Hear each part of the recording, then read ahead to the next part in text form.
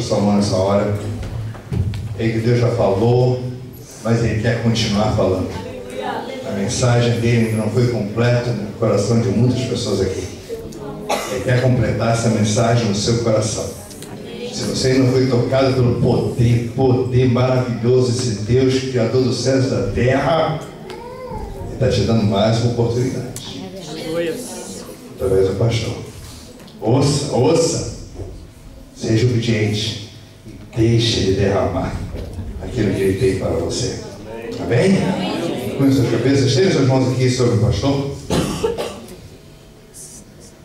Pai, louvado seja o teu nome, glórias a ti, louvado seja o teu nome, ó Pai. Muito obrigado pelo privilégio, alegria, essa festa. Festa porque a tua presença se faz real. Festa porque é o teu querer, é o tu, Pai. Tu és o Rei Todo-Poderoso, Criador dos céus e da terra. It's all about you, God Almighty. We praise your Lord for the privilege of being here this evening with a sole purpose to exalt your name and know that you, only you, deserve all honor, all glory, all exalt your name.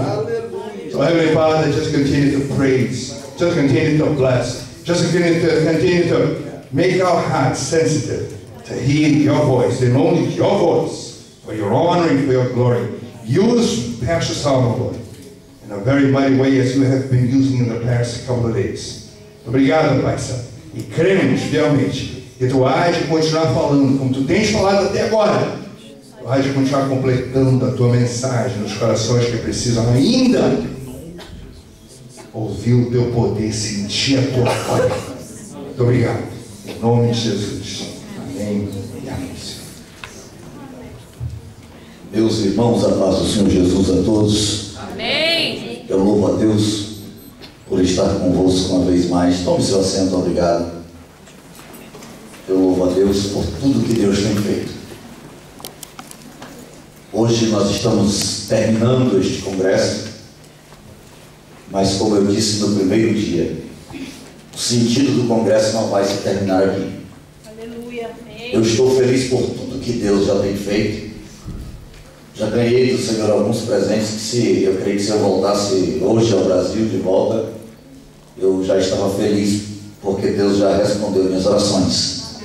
Amém. Eu vim para influenciar você com respeito à obra missionária, e eu já vi o mover de Deus entre vós. Eu louvo a Deus por tudo isto, e o mesmo Deus vai continuar soprando e fazendo arder a chama. Glória a Jesus. Glória a Jesus. Quero pedir à irmã Ludmila para tocar para mim, né, irmão? Amém. Tocar enquanto eu prego, faz o playback aí, né? Deus abençoe.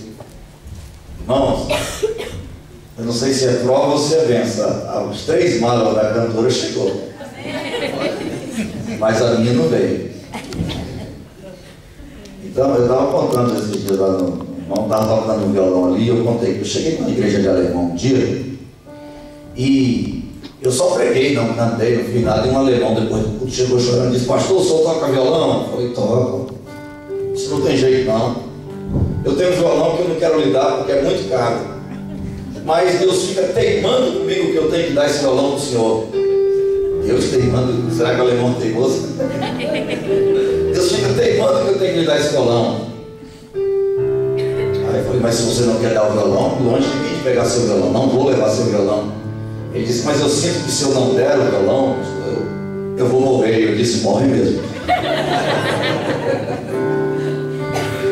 E ele me deu o violão. E dias depois, eu estava num congresso de missões e Deus estava pedindo o melhor dos seus filhos. E Deus falou comigo: dá o violão. Eu falei: ô Deus teimoso, viu? Deus fica teimando comigo que eu tenho que dar meu violão. E eu dei meu violão.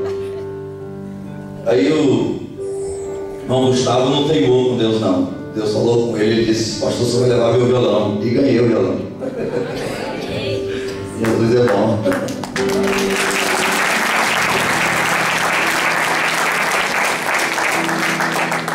Mas eu já estou 3 dias pregando, estou pregando de preto, se vocês viram. E tem pessoa aí, pastor, que Deus está teimando com ele para me dar terra e ele não quer dar terra para mim. Ai, irmão, fica à vontade. Deixa Deus te usar. E se Deus não te tocou, faça pela consciência cristã mesmo, tá bom? Deus te abençoe. O sapato é 39, tá? Ó, esse aqui eu ganhei ontem, eu pedi na cara. Esse sapato aqui é do irmão Uriban, né? Ele foi descalço. Não, foi não, outro irmão deu o sapato para ele. Ele estava só de meia e eu ganhei o sapato. Saí de Paris, ou seja, de Madrid para Londres e de Londres para cá, e as malas eu não sei para onde foram. Hoje já tem CD da irmã Michele. Não deixe de comprar, de abençoar o seu ministério.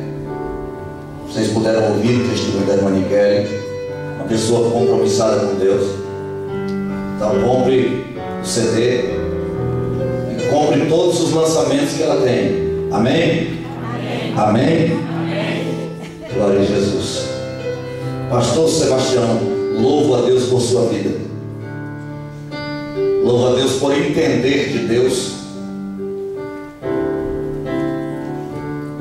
que era para me trazer neste congresso. Talvez haveriam nomes mais requisitados que o meu, mais famosos que o meu, mas o Senhor entendeu de Deus que precisava me trazer.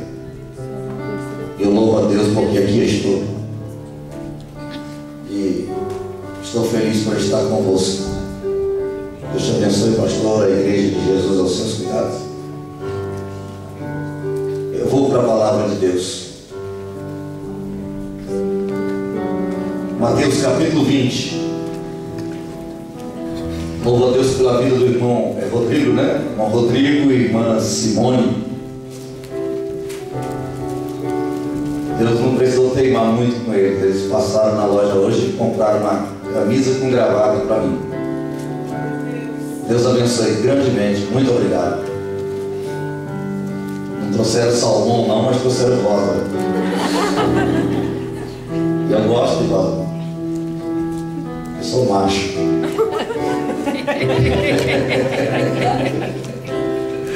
Jesus é bom. Tira foto minha de boca aberta, não, mas eu me ajeitar assim. Mateus capítulo 20, os que buscaram na palavra de Deus e encontraram, digam amém. Amém. A palavra do Senhor nos diz, a partir do versículo 1, porque o reino dos céus é semelhante a um homem, pai de família, que saiu de madrugada a assalariar trabalhadores para a sua vinha. E ajustando com os trabalhadores a 1 dinheiro por dia, mandou-os para a sua vinha. E saindo perto da hora terceira, viu outros que estavam ociosos na praça. Disse-lhe: ide vós também para a vinha, e dar-vos-ei o que for justo. E eles foram. Saindo outra vez perto da hora sexta e da hora nona, fez o mesmo. Saindo perto da hora 10ª, encontrou outros que estavam ociosos e perguntou-lhe: por que estás ocioso todo o dia? Disseram-lhe ele: porque ninguém nos assalariou.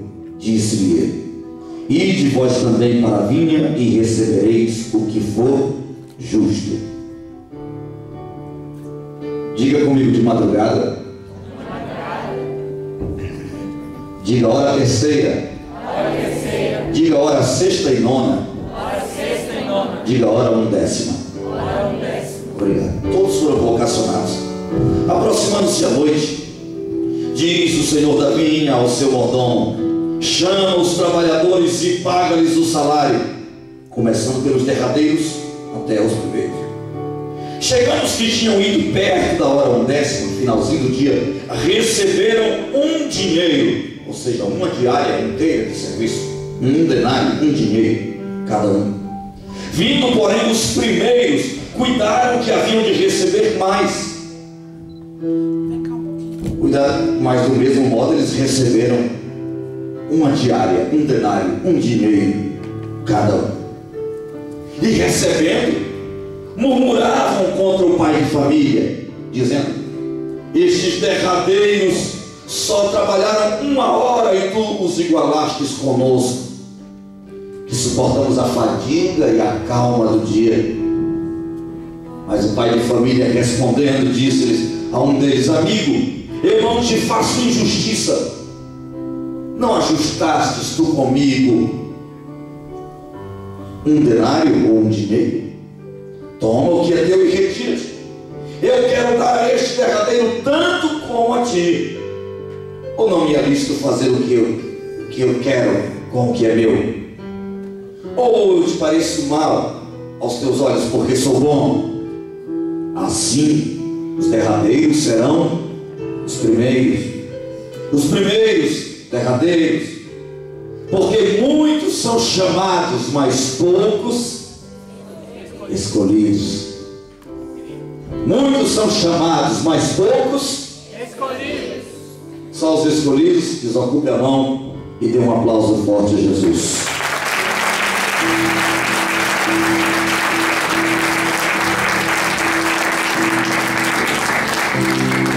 Ei, palavra de Deus. A palavra de Deus nos mostra o texto de Mateus capítulo 20, Jesus falando com respeito à obra missionária. Ele é o Senhor da vinha, Ele é o dono da lavoura. Eu quero trabalhar para o meu Senhor, levando a palavra com amor. Quero eu cantar e orar, e ocupado quero estar, sim, na vinha do Senhor. Trabalhar e orar na seara e na vinha do Senhor. Bem alheio é orar e ocupado sempre estar, sim, na vinha do Senhor. Para ficar bonito, repita: trabalhar.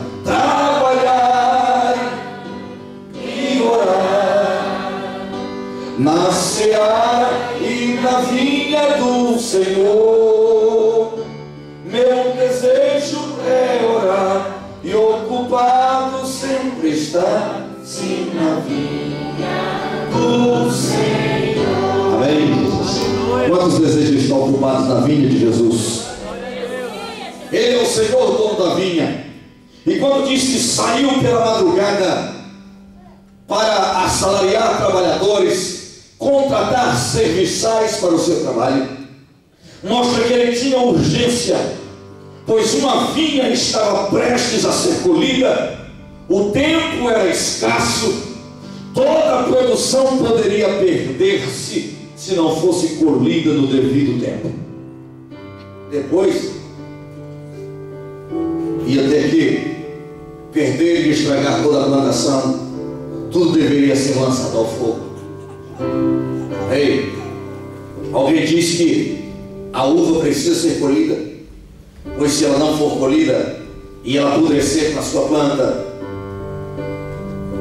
a cauda desta uva faz apodrecer e enferrujar toda a lavoura.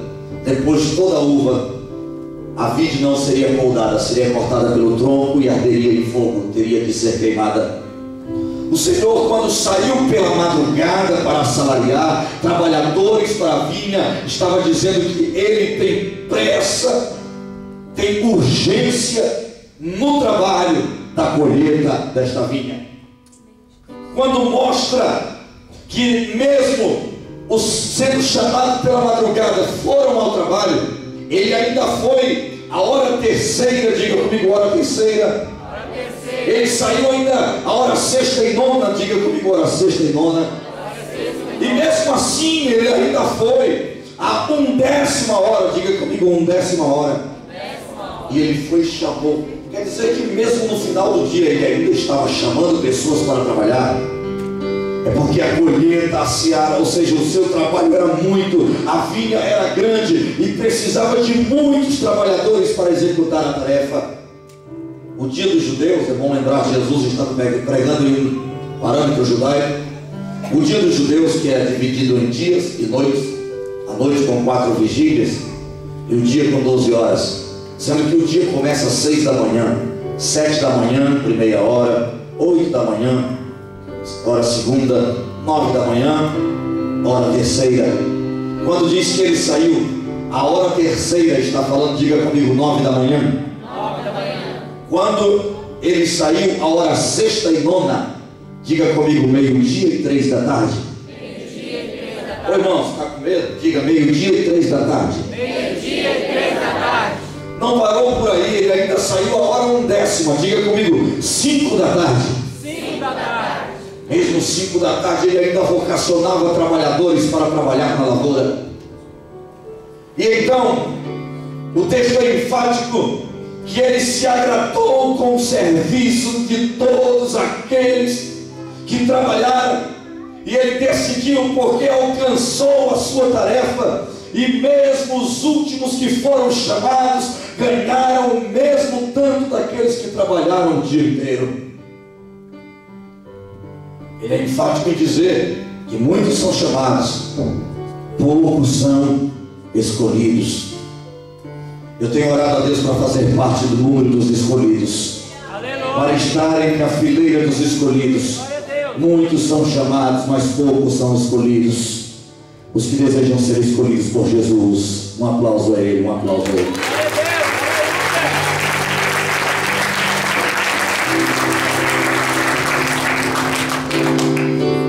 A Bíblia diz que ele saiu pela madrugada. Diga comigo, madrugada.